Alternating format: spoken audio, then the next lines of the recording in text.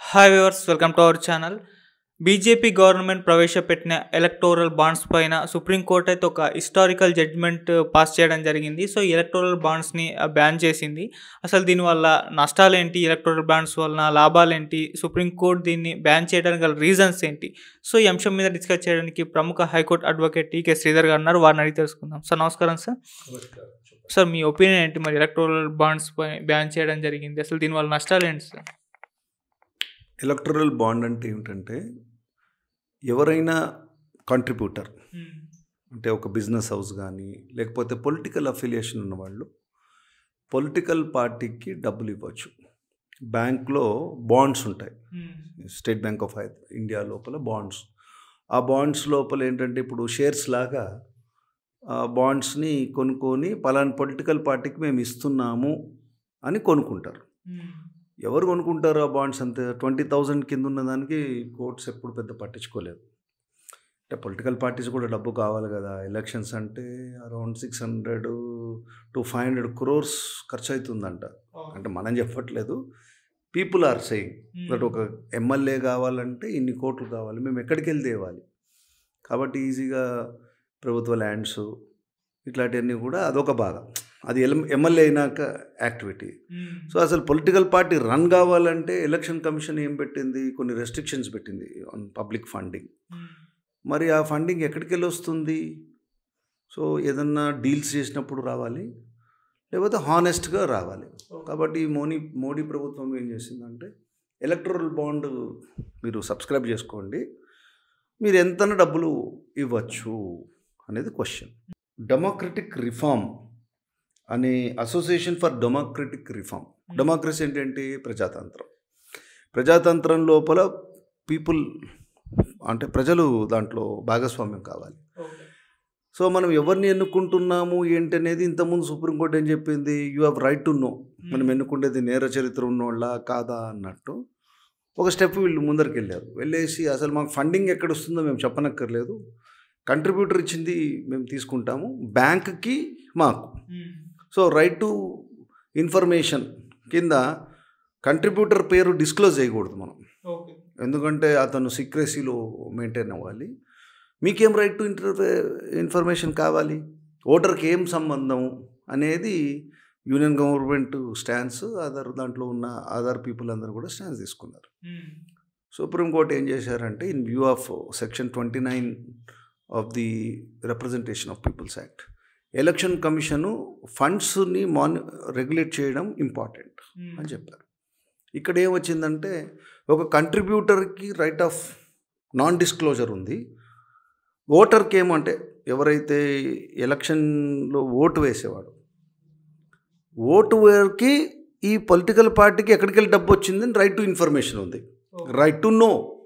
అది freedom of speech and expression కింద supreme court ఏమందంటే, ప్రజాస్వామ్యంలో ఉండవలసింది ఓటర్ యొక్క హక్కు. ఓటర్కి తెలియాలి ఎవరికి ఏమి వాళ్ళకి వచ్చేది లీగల్ మనీయా, ఇల్లీగల్ మనీయా, ఏ కంపెనీ వాళ్ళు ఎంత డబ్బులు ఇస్తున్నారు, ఎందుకు తెలియాలి. ఆ కంపెనీ సపోజ్ ఒక 100 కోట్లు ఒక పార్టీకి ఇచ్చారనుకోండి, నెక్స్ట్ బడ్జెట్లో టోటల్ ట్యాక్సెప్షన్ను ల్యాండ్స్ ఇవ్వడము ఇవన్నీ ఉంటాయి కదా. మనం చెప్పేటప్పుడు ఏం చెప్తున్నాము, చాలా స్కీమ్స్ ప్రజల గురించే, అసలు రాత్రి పగలు నిద్రపట్టలేదు అని చాలా వర్క్ చేస్తుంటారు పాలిటీషియన్స్.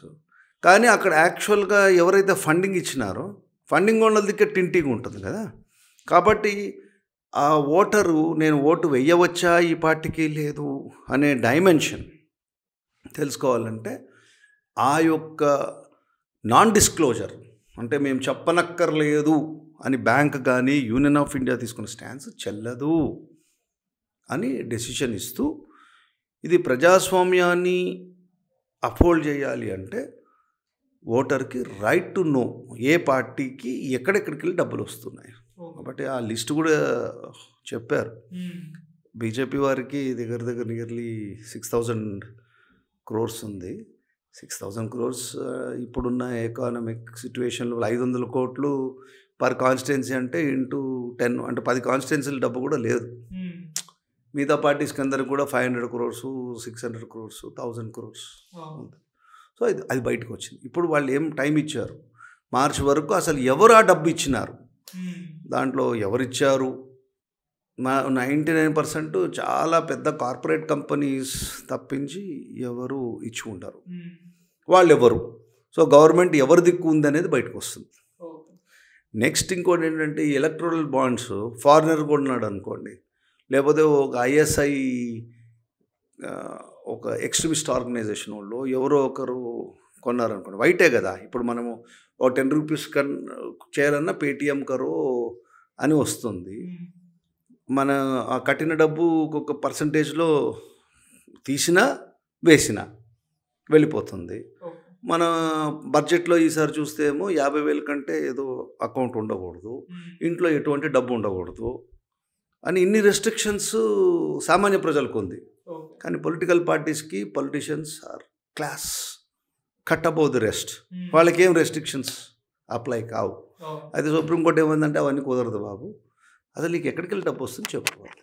సో ఆ విధంగా చూస్తే 5 judges headed by justice Chandrachud, ఇంకా అదర్ జడ్జెస్ గవాయ్, పర్దివాలా, వీళ్ళందరూ కలిసి చాలా బ్యూటిఫుల్గా జడ్జిమెంట్ని రాయడం జరిగింది.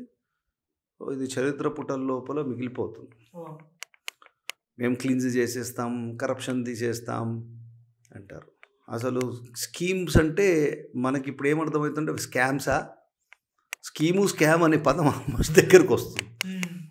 అదేంటి ఆఫ్టర్ గవర్నెన్స్, దానికి కూడా ఒక సుప్రీంకోర్టు ఒక జడ్జిమెంట్ ఉంది. ఒక ఆల్ ఇండియా లెవెల్ అసోసియేషన్ ఒకటి ఫ్లోట్ చేయమంది. ఫ్లోట్ చేసేసి ఏం చెప్తుంది సుప్రీంకోర్టు, ఈ డబ్బు ఆ స్కీము చేసే ముందర ఆ పర్మిషన్ ఆఫ్ దట్ అసోసియేషన్ తీసుకోమంటుంది. ఎందుకంటే ఎవరికి ఏ మూడు వస్తుందో ఆ మూడుతోని డబ్బులు మేము ఇచ్చేస్తామంటున్నారు. ఇవ్వచ్చు, ఇవ్వకూడదని కాదు. కానీ మళ్ళీ అదే జనాలు ఒక వర్గం ఏమంటుంది, ఈ డబ్బులు ఇచ్చేసి ఎవరు పనికి రావట్లేదు, అసలు అగ్రికల్చరల్ యాక్టివిటీ అంతా దెబ్బతినిపోతుంది. పాలిటీషియన్స్కి ఎందుకు అది, మనకు ఓటు వస్తుందా లేదా, ఎవడో ఒకటి డబ్బు కడుతున్నాడా లేదా, డైరెక్ట్ ట్యాక్స్ అన్నా కట్టచ్చు, ఇండైరెక్ట్ కట్టచ్చు. కాబట్టి ఇట్లా మనం అలవాటు చేద్దాం. మన గవర్నమెంట్ వరకు ఉన్నతో పోయింది, తర్వాత వేరేడు వచ్చి ఎట్లా హ్యాండిల్ చేయలేడు కదా, అలా నడిచిపోతూ ఉంటుంది. మనం ప్రజలకి సేవ చేసినామన్న మంచి పేరు వాళ్ళకు ఉంటుంది. ప్రజలందరూ కూడా ఫ్రీగా వచ్చిన వీటితోని చక్కగా పెరిగిపోతుంటారు. వాళ్ళతో పాటు వాళ్ళ పిల్లలకు కూడా అదే అలవాటు చేసుకుంటారు. దానివల్ల దేశభక్తి, పార్టీ మీద భక్తి, దేశం కంటే కూడా ఏ పార్టీ అలా డోల్స్ ఇస్తుందో అది అలా చక్కగా రిసీవ్ చేసుకుంటూ అసలు ఈ ప్రభుత్వము ఈ నాయకత్వం తప్పించి మనకి ఇంకా ఆల్టర్నేటివ్ లేదు. భగవంతుడే వేస్ట్, భగవంతుడు కూడా లేడు. ఈ నాయకుడు మన గురించి మనకు వచ్చాడు, మనకింత అన్నం పెడుతున్నాడు, ఎవరైనా పెట్టారా? ఎలక్షన్ ముందర మనకి ఇన్ని డబ్బులు ఇస్తున్నారు, ఎవరైనా ఇచ్చారా?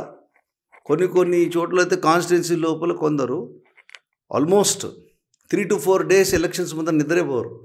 అంత చక్కగా వారికి ఏదో బిర్యానీ తర్వాత డబ్బులు చేసి అసలు వాళ్ళని అందరూ ఇట్లా చేతులు వేసేసి మాట్లాడి ఎక్కడ లేని ప్రేమ, అసలు ఆ ప్రేమకు ఉబ్బి తబ్బిపోయి ఓటరు అసలు ఇంకా అది ఆ రేంజ్ వాళ్ళకి ఎట్లా తెలియదు.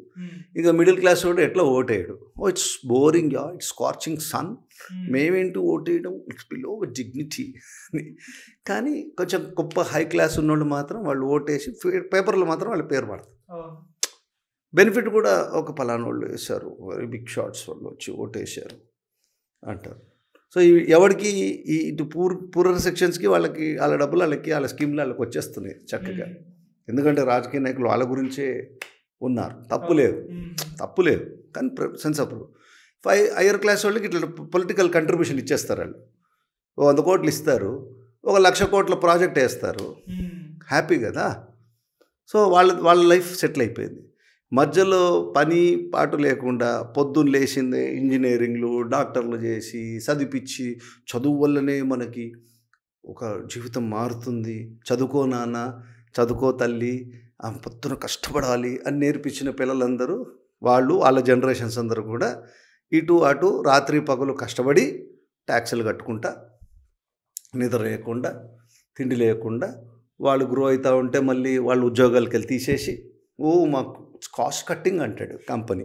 వానికి ఏంటంటే కంపెనీలు వస్తాయి, ఇంజనీరింగ్ కాలేజీలోకి వెళ్ళి అప్పటికప్పుడే ఉన్నవాడికి ₹1,00,000 ఫీ ఇచ్చేది ఉందనుకోండి, మేము వీఆర్ గివింగ్ జాబ్ అని చెప్పి 25,000కి నలుగురిని తీసుకొని డైరెక్ట్గా ఇంజనీరింగ్ కాలేజీలోకి వెళ్ళి మా బాబుకు ఉద్యోగం వచ్చింది, ఈ తల్లిదండ్రులకు సాటిస్ఫాక్షన్ కావాలా, తర్వాత ఒక 5-6 ఏళ్ళ తర్వాత ఆడికి 10,000 5,000 వస్తుంది. ఇది జరుగుతున్న విషయాలు.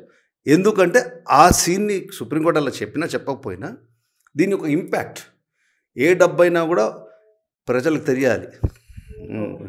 ప్రజలకి నాకు ఏమవుతుందో తెలియాలి అంటారు చూడు, ఏదో బ్రహ్మానందం గారు అట్లా ప్రజలు కూడా కామెడీ మాకు తెలియాలి. తెలిసి చేసేది ఏం లేదు, తెలిసినా కూడా పాపం ఒకరోజు తెలుసుకుంటారు, సెన్సేషన్ చూసుకుంటారు, ఆహా అనుకొని బిజీగా వాళ్ళ పనులు వాళ్ళు ఉంటారు, వాళ్ళకి బతుకు తెరువు బాధలు ఉన్నాయి కాబట్టి వాళ్ళకి తెలియాలి. తెలిసింది, సుప్రీంకోర్టు ఆ బాధ్యత తీసుకొని చెప్పింది. కాబట్టి it's a very good judgement which will open up. అసలు పబ్లిక్ మనీ ఏమవుతుంది, పబ్లిక్ మనీ ఎక్కడ పోతుంది, ఎవరెవరు గేమ్స్ ఆడుతున్నారు బిహైండ్ ది స్క్రీన్.